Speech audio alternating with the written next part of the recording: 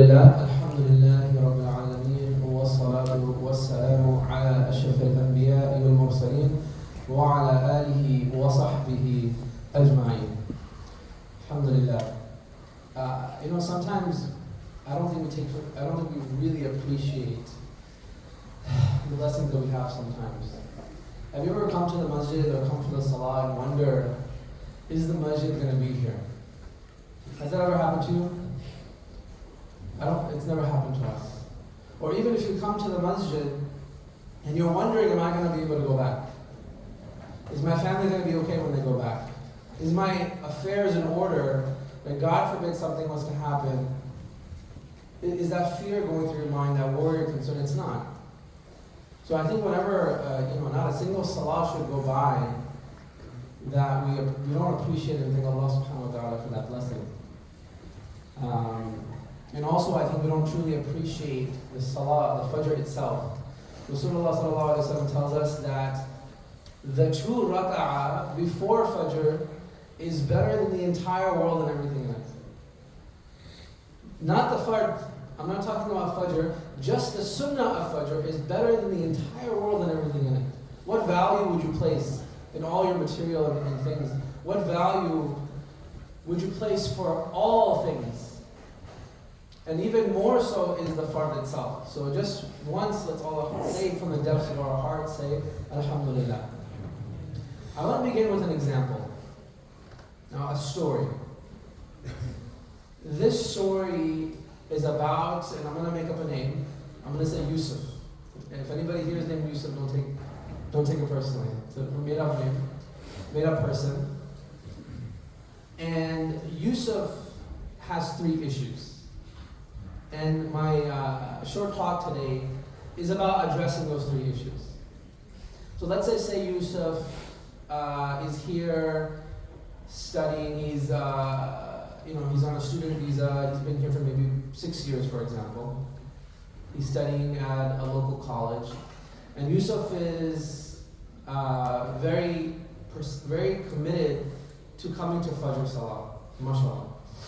He comes to Fajr Salah almost every day. And he does a lot of dhikr, and he's very particular about, reading some Quran when he's here. But Yusuf, he's married, his wife's not here yet. He's very rough with his spouse, very aggressive. He gets angry very easily. Yusuf doesn't have a good relationship with his cousins and relatives. Whenever there's a da'wah, he's always arguing, or some people he doesn't even deal with. He's like, I don't want to talk to you anymore. So this same Yusuf is also renting a house with 5 other people. Okay, so obviously as a student, he just has one particular room. So these total of 5 people, when they all come to live, they get together and they have a meeting and they say, hey everyone, we're all going to be roommates, right? Let's just pick some rules, some responsibilities.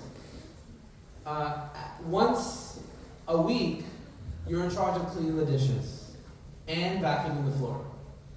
Everyone's like, yeah, that's pretty fair. We all divide up the tasks and take care of the house.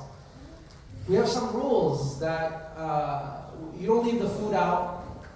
You don't throw food in your room garbage because ants come, bugs come. Everyone's like, all right, that's pretty fair. And then every Friday night, we're just gonna have a quick 5-minute get together and just kind of discuss things. Like advice or suggestions, issues. Let's say the Wi-Fi password changed. Let's say there's a heating issue. Everyone's complaining, like it's too hot in here, let's lower the heat. And then once a month, everyone agrees, let's just hang out. Let's just go get some lunch, some coffee, because we're living together, we gotta spend time together. And this same Yusuf has a car and he has to go to the DMV. Yusuf shows up to the DMV and there's a system there. And depending on what county you live in or where DMV you go to, you walk in and there's a little machine, you take a ticket, and it has a number on it. When the number is called, you wait, you go up to the front counter, and you ask for whatever issue needs to be done. But Yusuf walks in, he sees a line of people, he just walks straight to the front. And he starts banging on the glass. I have to renew my registration. And they're like, listen, you have to take a ticket. No, I don't have time to take a ticket, I don't care, I need to renew my registration. Okay? And then, after arguing and talking, making a lot of commotion, everyone's like, listen, we can't help you have to leave. And he's like, unbelievable. Look at the Islamophobia. Look at them, I'm not from here, that's why they're against me. So Yusuf has three problems. Okay? Number one, Yusuf is, and there's three eyes, and I want you to remember these three eyes. Number one, Yusuf is imbalanced. He's imbalanced. When it comes to your individual life, your religious relationship, spiritual relationship with Allah subhanahu wa ta'ala, that's one aspect. But then there's other aspects. You have a relationship and duty to your family members. You have a relationship and duty to your in-laws, your relatives, your neighbors. You have a relationship and duty to your larger community. Both Muslim and our brothers and sisters in humanity that are not in our faith. Your larger community, there's a responsibility, and Yusuf has an imbalance. Number two, Yusuf has a problem of being isolated. He's isolated. You know, he's living with 4 other roommates, total of 5 people, but he's not following the rules, he's not cleaning the dishes, he's not vacuuming, he's leaving food out, he's not attending the weekly meeting, and he's not attending the monthly get-together. And so at the end of the year, if all the other roommates are like, listen man, this is a problem, he never does his work, he always complains, and we tell him we're going to get a new roommate, Yusuf gets upset, how could you do this to me? Is it because of my skin? Is it because of my religion? He's complaining. Second problem is he is isolated. Third problem is he is indifferent. Or he's ignorant. Both combined. He doesn't care. The DMV has a system. You just go and take the ticket, you wait your turn to get your job done. And also what he doesn't know is you can make an appointment before you go to make things faster. And even above that, he doesn't know that he can do everything online. But Yusuf doesn't know. Either he doesn't care or he never found out.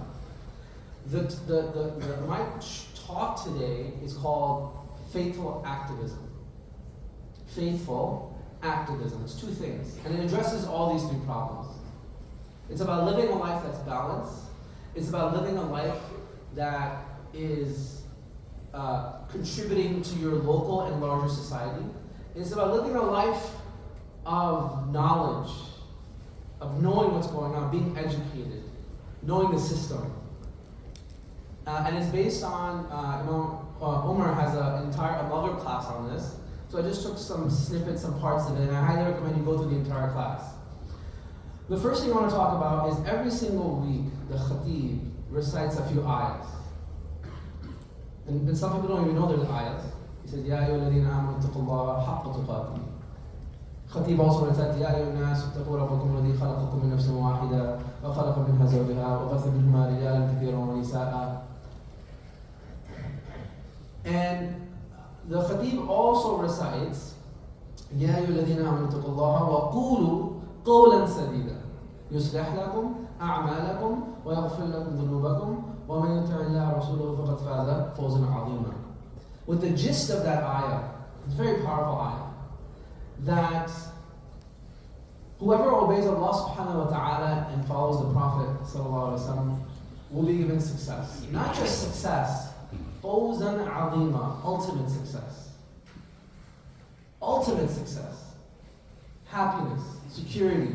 You reach your destination in this life and the next. And if you look at the question, what is it? What does it mean to follow Rasulullah sallallahu alaihi wasallam? Because remember, in Islam, it means to submit to Allah subhanahu wa ta'ala.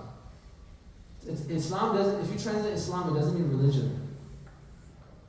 Religion is a very specific set of rituals and beliefs. Islam is deen, way of life. It's overwhelming, comprehensive. So if you look at the life of Rasulullah sallallahu alaihi wasallam, you took the book of hadith and fiqh, All that, scholars divided into 5 rough categories. The first one is imaniyat, spirituality, belief in Allah, the hereafter. The next is Rasulullah ﷺ also taught us how to pray, how to fast, how to go to Hajj. That is ibadat, worship. Then is ikhlaqiyat, character, how to conduct yourself at the highest level. Then comes the 4th category, mu'amalat, which is your interactions with other people. You're getting married, you're having kids. Then comes ma'ashara, which is, in general, your involvement with your larger community. Civic engagement to some degree. And so today I want to talk about that last step. Now if somebody says, you know what, I'm going to do one of the 5. I'm going to focus on imaniyat, build my deen. Then they've really missed out on the bigger message of Rasulullah ﷺ. If someone says, I'm going to do 2 out of the 5, or 3 out of the 5, that imbalance is there. That's a problem, that's an issue, that they're missing out. If anybody had the right, or had the beauty, or the privilege of only doing one thing, and that was Rasulullah ﷺ, no one enjoyed worship more than him. He would ask Aisha radiallahu anha, his wife, you know what, can you give me permission tonight? I just want to worship Allah the entire night. And he would spend the entire night worshiping Allah subhanahu wa ta'ala. Sometimes 1 ayah. And it would be such a source of comfort and peace and tranquility for him that his feet would be swollen. There would be a puddle of, the ground around him would be wet because of his tears. He wouldn't realize it. Sometimes his sajdas will be equivalent to how long it takes us to recite Surah Al-Baqarah, Surah Al-Imran. If anybody was allowed to or given the privilege, it was Rasulullah ﷺ. But had he done that, he would not have been able to complete his mission, his goal, his objective. And whatever he did, and we'll cover this in a bit, he did this out of a true sense of concern. He would make dua for and stay late at night up for, making dua for people he never met. He made dua for us. And this concern, how can we make it into Jannah? How can everyone around us be protected from the hellfire?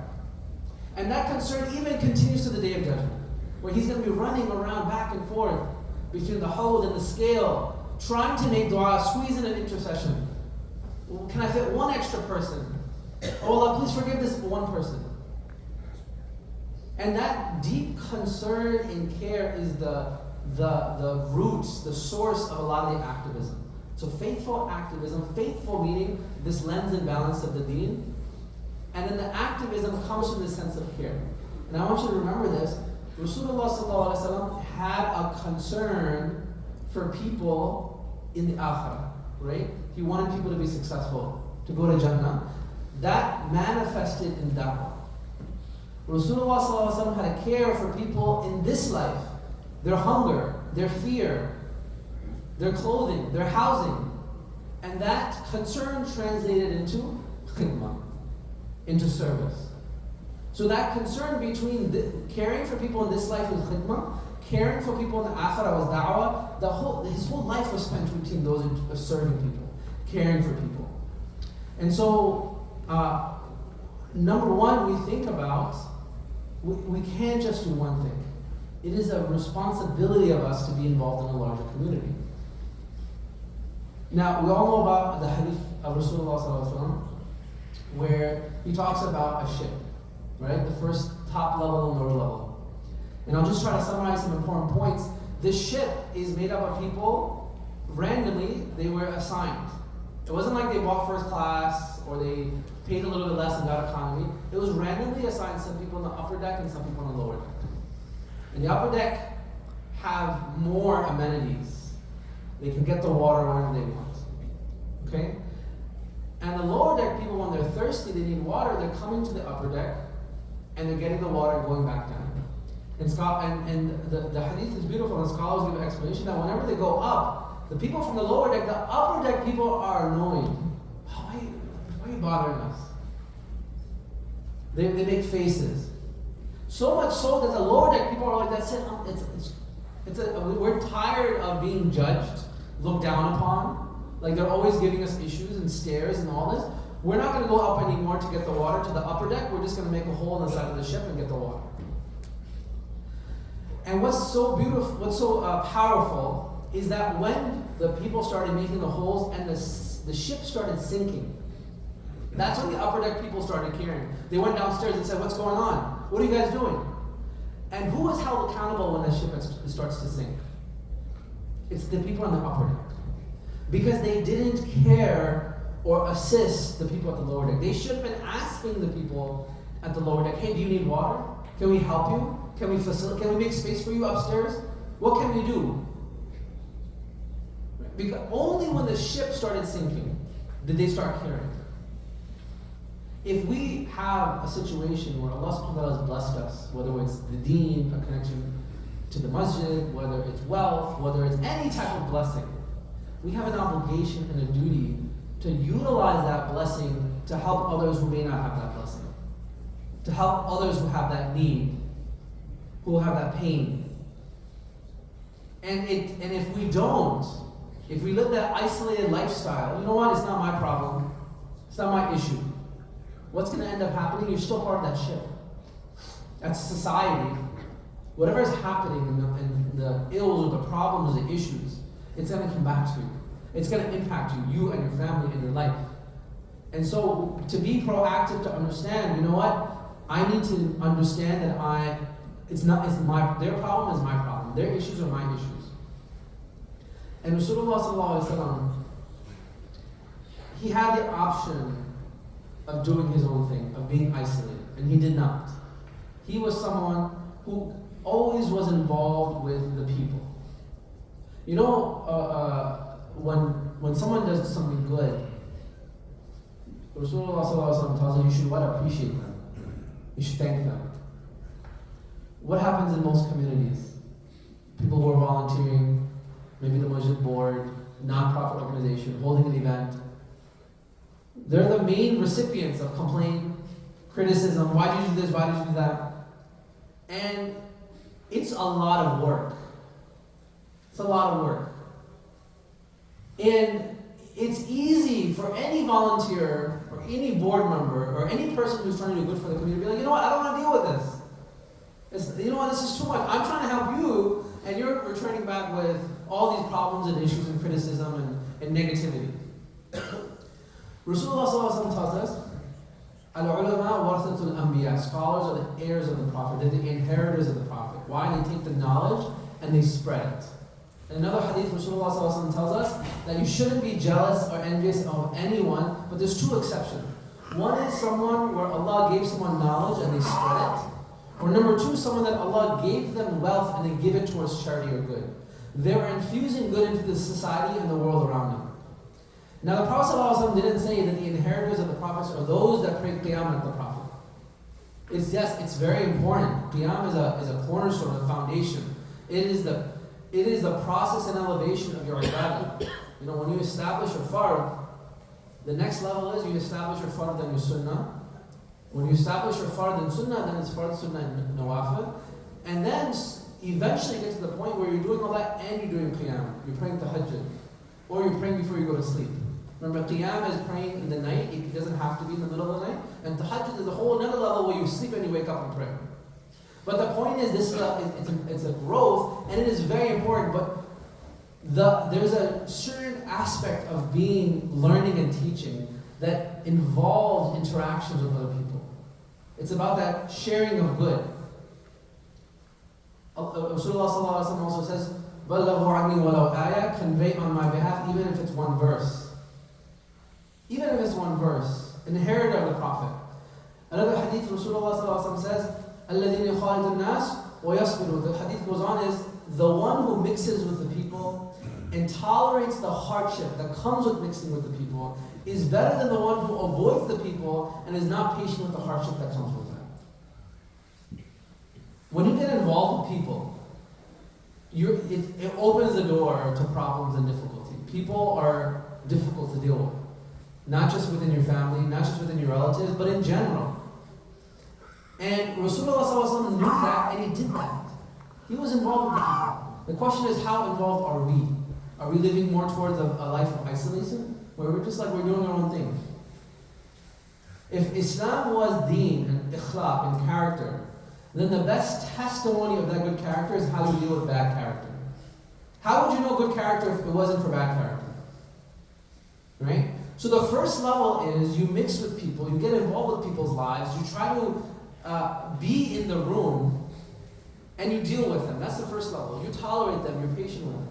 The next level is you're interacting with people, you're dealing with people, and you're serving them. Meaning, they're bad-mouthing you, they're harassing you, they're doing all this, but in turn, you're giving back and saying, you know what, here, take this food. Here, let me help you with your issues with your rent. Or hey, someone's unfairly taking your rights, let me fight for your rights. Right? And there's so many different causes. So many different things in the community. So number one is involvement in your local masjid. Involvement, or local Islamic organization. But don't limit it to that. There's so many non-profits, even in Piscataway, even in New Jersey, that fight hunger, that fight discrimination, that help with people's health care, help with unemployment, domestic abuse, issues with racism, issues with drug abuse. There's so many issues and problems in every community. And there are people who are getting together, working together to help work on those issues. And we should be involved in that. We should know what's going on. And there's institutions, whether it's the high school, the senior citizen home, the library, there's all these institutions, just like the masjid, where there's good people coming together to do good things. And all of us, if I was to point to you and ask you, all right, what are you involved in? We should have, okay, you know what, when it comes to the Muslim community, I'm involved in these 3 organizations. When it comes to the larger community in faith, in humanity, I'm involved in these 5 different things. When it comes to, remember, in balance, when it comes to my personal relationship with Allah, these are things I'm working on. For my Quran, I have a Quran teacher. For my seerah, I'm reading through this book. For my relationship with my family, once a week I go on with my wife or my husband. We spend quality time. Well, once a month we go on a road trip. Twice a year we go on a vacation. You know, I send out every Ramadan I send out bakhlava sweets to my relatives.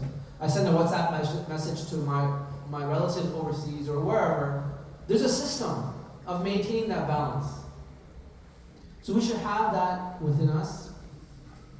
And when you look at the time of Rasulullah sallallahu alaihi wasallam, an example of that, right?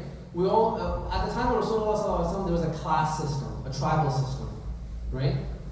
So there were powerful tribes and weaker tribes. So powerful tribes would take advantage of weaker tribes, right? There were rich people and poor people. If you were a poor person in a powerful tribe, you would have more authority than a rich person in a weaker tribe. And Rasulullah ﷺ was part of Banu Hashim, which gave him that leverage. They were a powerful tribe. And he used that leverage to help people in need. And we all know the incident that happened where a Yemeni man came to Makkah to sell something, and the person who was buying from him said, you know what, I'm not going to give you your money. And then he basically said, get lost. I know I can get away with this. So he went to the Kaaba and he made a big deal out of it. He started saying poetry and shaming the people, saying, you said you're good people, you have moral values, you're hospitable, but look, I've been harmed, what kind of society are you? And he basically shamed the people. The people got together, tribes got together, and they basically made a pact. That you know what, moving forward, that anytime anybody has this economic injustice or is wronged, we're going to come together and support that person. Okay? So 5 tribes got together and said that, and it was called Hifd al-Fudul, that, you know what, we're not going to let this happen ever again, which is a big deal. It's a big deal because at that time, some tribes, if somebody harmed one tribe, they said something, or they stole their goat or their camel, and they would fight over it, sometimes have wars over it for years. Small petty issues. So to come together, to say, we're going to work together for khair and good, was a big deal. And Rasulullah ﷺ said that if I was presented with this same situation, or asked to be part of it again, or do it again, I would do it again. And what's interesting is, this pact that, if anybody is weak, harmed, we're going to support them. If Rasulullah ﷺ was the part of that weak, if he was in Makkah being oppressed, and he said, I'm going to support it. People might say, what? Oh, you're only supporting this because it helps you. It's self-serving. But scholars tell us that when he said this statement, he was at the peak of his power, after Fatah Makkah. So he had already had Makkah and Medina under his control, and he's saying in a state of power that if anybody's weak, I will support them. And so what's the modern day equivalent of that, or similar to it? There are other communities and other people, both Muslim and not Muslim, other faiths, that are working towards justice, working towards whoever doesn't have a voice, giving them a voice, whoever is being abused, helping those that are abused, who are getting involved with society. We should be part of that. Rasulullah ﷺ didn't say, you know what, you tribes, and when they did this pact, this was before Iqra happened, before Jibreel salam. Rasulullah ﷺ was part of this before he was a prophet, in his community. Now he didn't say, you know what, you guys have all these problems, you guys are, burying people alive, this evil practice, you guys are doing Hajj and Tawaf, you guys are doing Tawaf with no clothes on, indecency. Fix these problems and then I'll sit down with you and we'll talk about justice. No. If there was a cause that they came together to work on, Rasulullah said, okay, I'm part of this cause. And so the question is, what are we doing for those causes? How involved are we? And it gives a precedence that hifz, that pact gives a precedence that we have a moral responsibility for all people. And I'll start with the community you're in. If you live a life of isolation, what's going to happen? Like we live in Piscataway, we live in Middlesex County, we live in the state of New Jersey.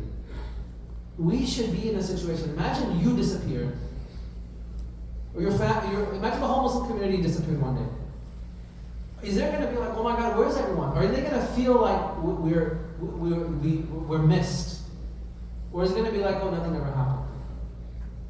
Are we providing value and service and khidmah? And not for the sake of PR. There's a problem sometimes in, let's go do this, let's go clean up this place, and it will be good da'wah. The source of our commitment and service is not because of PR. It's because it's our duty and responsibility. We're the khalifas on the earth. Our care and concern is not just limited to Muslims. It goes to anybody living, our neighbors, right? People of other faiths, even the trees and the animals. It's a duty of ours, right? And when you're involved in the local community and you're showing this, and there are other people involved in these efforts, fighting hunger, fighting oppression, fighting injustice, and sometimes their purpose is I want to get elected, or it's going to help them in their business. And when they see someone who's genuinely working for good, because it's a sense of duty, it gets impacted. It makes a difference. They're really genuinely moved by that. Like, wow. So the question is, what are we going to do, and how involved are we going to be? And I'll end with the third problem of ignorance, or this sense of apathy. There's a system in place. It's not a perfect system. We don't agree with all of it. There's a system in place. People run for office. You fund them, you donate for their cause, you ask them, and they get into office. And if they made a commitment to you, you hold them accountable. Like, listen, you didn't just come to the masjid and take photos and went back and you voted for them. Once you're in office, it's not like guarantee we're going to vote for you for the next 10 years. No, you have to maintain that. You have to be committed. And if you don't, then that's it. You're not going to get our vote, you're not going to get our funding. There's a system in place. And if you ever feel like you're powerless right now, maybe your voice isn't being heard, the question is, what should you have done 10 years ago, 20 years ago? You should have been involved. You should have known the system. Yes, again, it's not perfect. But what some people do is throw their hands up and say, oh, politics. There's, number one, involvement in the community that has nothing to do with politics. You just go, there's a soup kitchen, there's a high school, somebody in the senior citizen home doesn't know how to use their computer. You're volunteering how to use Gmail. Or someone in the high school needs mentorship about career advice. Yes, you're working towards good in your community, or someone, like let's say someone separated from their family, let's say like immigration issues, whatever. You're working towards the policy sector of getting involved and issuing policy to help people, but at the same time you're raising funds to actually help people. right? There's no politics mostly in community service. So it's about getting involved, knowing the system, and creating a game plan, right? So I want to ask a question right now: is who here is committed to be like, you know what, Maaz, what you're saying makes sense.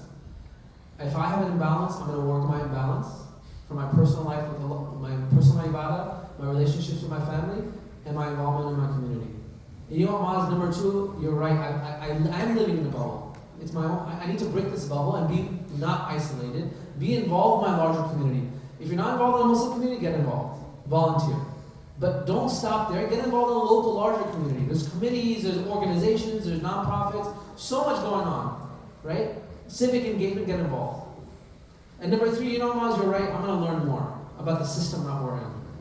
Maybe you're not the one running for office. That's fine. But you're the one supporting them financially. Maybe you're not the one supporting them financially, but you're learning and getting support in your network, where you're doing something, right?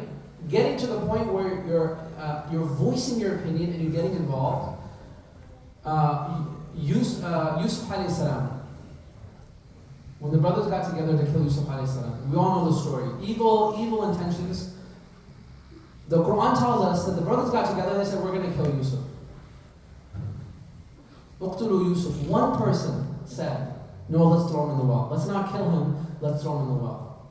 One voice, one brother said, let's not do that. And guess what happened? They listened to him.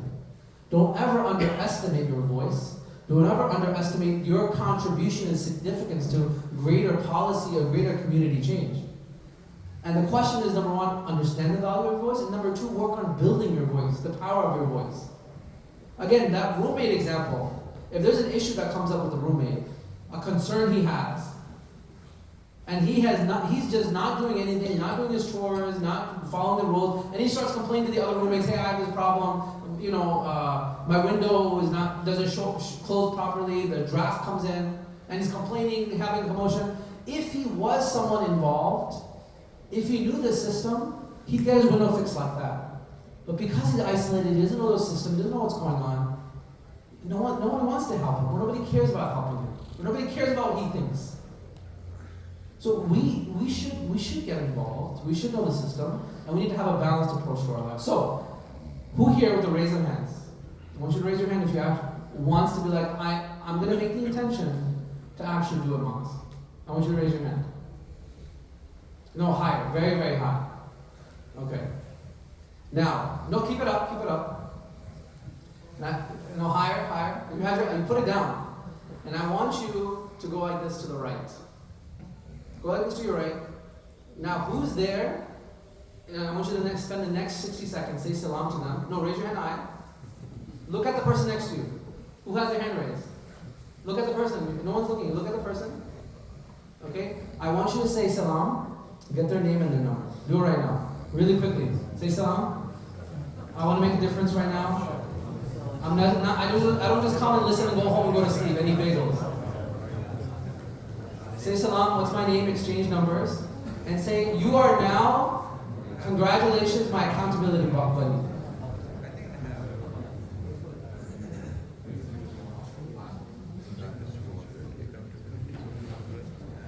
Go to somebody preferably you don't know.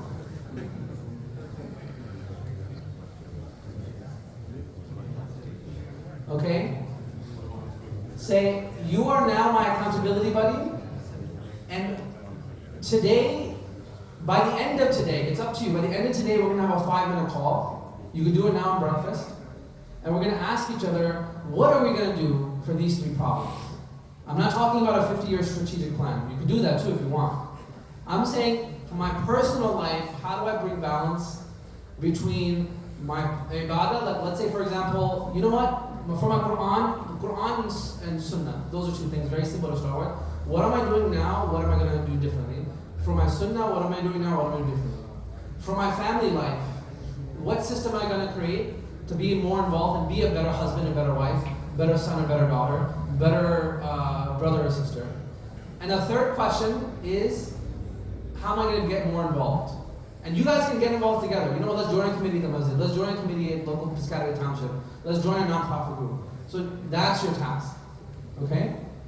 And Rasulullah sallallahu alaihi wasallam, there's a beautiful ayah in the Quran that talks about people who pray the entire night in worship, who make dua to Allah before Fajar, and then they give charity throughout the day. There's a balance here. They pray the entire night, and they give charity and serve people throughout the day. The prophetic model. So that serving of people, that helping of people, of being that voice for people, was an extension of their ibadah, of their worship. It goes hand in hand. They're both connected. Right? So we want to be people who wake up for tahajjud, and we want to be people who are involved in people's lives, who actually make a difference. How much is the hajj start? 2 minutes, okay. Sure. Any questions really quickly? Feedback, comments? Yes? I have a question. Yeah. So, when it comes to policies, voting and stuff like this, do you really think that your vote would count when there's a conflict of interest? At the local level, yes, definitely. And the problem is, when people don't understand the system, and the system doesn't work for them, they say the system's broken. And again, I'm not saying to you from an Islamic standpoint that it is, because it's not, it's the issue of ijtihad among scholars. I'm saying, fine, if you have issues or bad experiences with politics, just get involved. Just serve people in your community. Your neighbors should know your number, your cell phone, and they should be happy you're your neighbors. If you went to a high school or college, you should be staying connected to that high school or college and giving back. I graduated from your institution, I'm back to serve. How can I help? Listen, if there's a problem in Piscataway, I'm at the forefront. I'm helping them. That's what I'm saying.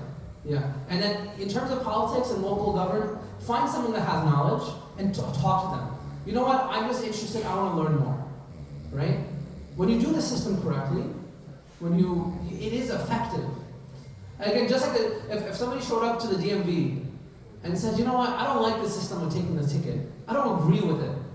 I tried it once and it never worked. I'm never going to do it again. What are you going to tell that person? Okay, yes, there is a better way of doing things, but it is what it is, right? So yeah, I would say it's definitely, it is effective when done correctly, and not everyone should be doing it, honestly. It requires a certain type of person. It may not be you, it may be you.